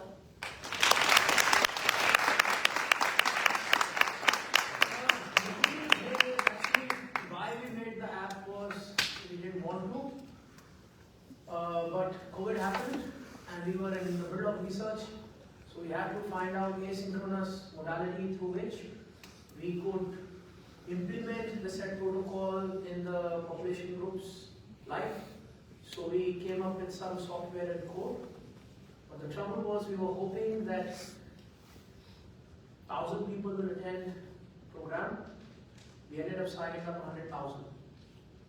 So think कि अगर आप एक चींटी का कच्छा हाथी को पहनाने की कोशिश करते हैं, that's a bit, but still, we were not at all trained to handle the overwhelming response that we got. So we had 100,000 people, they crashed everything, and now we are trying very hard to rebuild the structures, whereas we can have a functioning platform where we can somehow give you access to the set protocols, because the total number of protocols that we did research upon was 112 protocols over a period of 8 weeks. So these 112 protocols, you don't have to apply your brain too much, morning and evening, morning and evening, morning and evening, for 8 weeks. And that showed the highest efficacy, and as I was talking to the gentleman also, that they were progressive in nature, and if somehow we can bring these protocols to you, that would be phenomenal. But fair warning first, these protocols, when they were done, there was no bifurcation between faith-based and non-theological protocols. I would love somehow if we can partner with your student resource group and we can create exclusive content that is for UBC students that they can benefit from wherever they are. This is something I work as giving back to the society in which I live. So even if I can create 5 to 6 unique modules for you, 5 to 10 minutes, and we can upload them into your university server, then at least you will have a starting point on your meditation journey. And this is something I am willing to do and give as a resource. So I do not know who the policy makers are here, but if you would like to partner with YY and create exclusive content that would be provided to the university for free, then that is some work that I am willing to do for you. So please reach out to whomsoever needs to be reached out and convinced.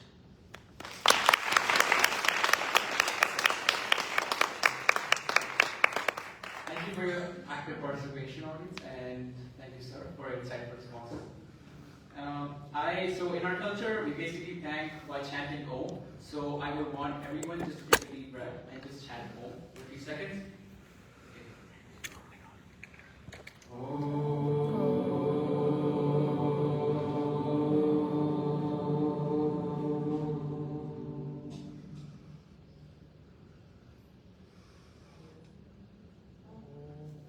I really did realize that 2 hours have passed, and especially that meditation session, it felt like an 8-hour sleep. So thank you for taking us through an amazing journey, and words are definitely incomplete to describe what we have experienced today, but I want everyone to soak in what we have experienced and reside in that wisdom, because it's really important to realize its importance, and once you realize it, your journey has already started. And I would also like to say, just reverberate by saying that meditation is not just meant for old people. And if it was for old people, then I've already reached old age. And meditation is also not being about like thoughtless, or it's not just feeling good. It's feeling what you're feeling with good awareness and creating a separation with your emotion and not just identifying with it. So I would like to thank Dr. Ishan Shivanand for his amazing time and all the insightful stories that you've shared. And as a small gesture of appreciation, we would like to hand you over a small token of appreciation. That's big. Big token. Thank you.